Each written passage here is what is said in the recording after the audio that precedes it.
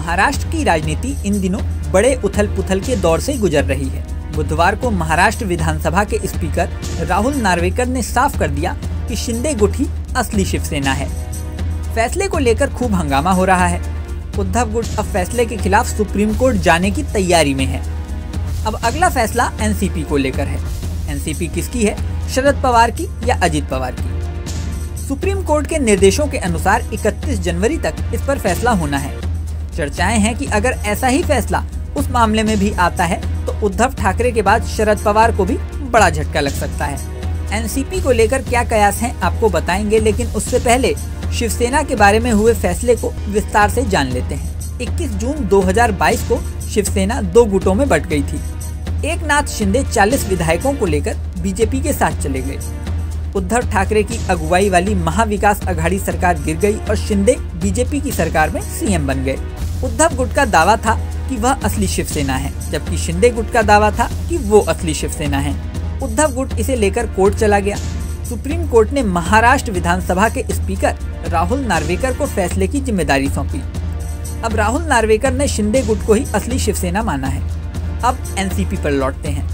साल 2023 में एनसीपी के प्रमुख नेता अजित पवार भी एकनाथ शिंदे की तरह ही अपनी पार्टी में बगावत कर विधायकों के एक धड़े के साथ बीजेपी के पाले में चले गए। शिंदे सरकार में उन्हें डिप्टी सीएम बनाया गया। यहाँ भी असली एनसीपी की लड़ाई शुरू हो गई। शरद पवार गुट ने शिवसेना की तरह मामले को लेकर सुप्रीम कोर्ट और विधानसभा स्पीकर का रुख किया। इस विवाद पर भी फैसला राहुल नार्वेकर को ही करना है। सचिवालय की रिपोर्ट के मुताबिक चाचा भतीजे की लड़ाई की कार्रवाई 6 जनवरी को शुरू हुई थी। उम्मीद जताई जा रही है कि 18 जनवरी या उससे पहले दोनों पक्षों द्वारा मामले से जुड़े गवाहों और एफिडेविट को पेश किया जाएगा। 20 जनवरी तक दोनों पक्षों के गवाहों और एफिडेविट को क्रॉस एग्जामिन किया जाएगा।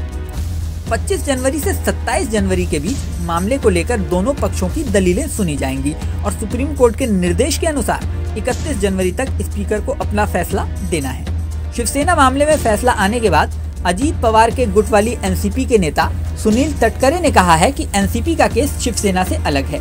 इस केस में व्हीप की वैधता को लेकर सवाल है कि क्या प्रतिद्वंदी गुटों द्वारा जारी की गई व्हीप कानूनी रूप से मान्य थी या नहीं। उन्होंने कहा, एनडीए की एक बैठक में भाग लेने के बाद हमारे खिलाफ अनुशासनात्मक कार्रवाई शुरू की गई थी। वहीं एनसीपी शरद पवार गुट के जितेंद्र आव्हाड ने कहा है कि अजीत पवार ने संविधान के 10वें शेड्यूल का उल्लंघन किया है।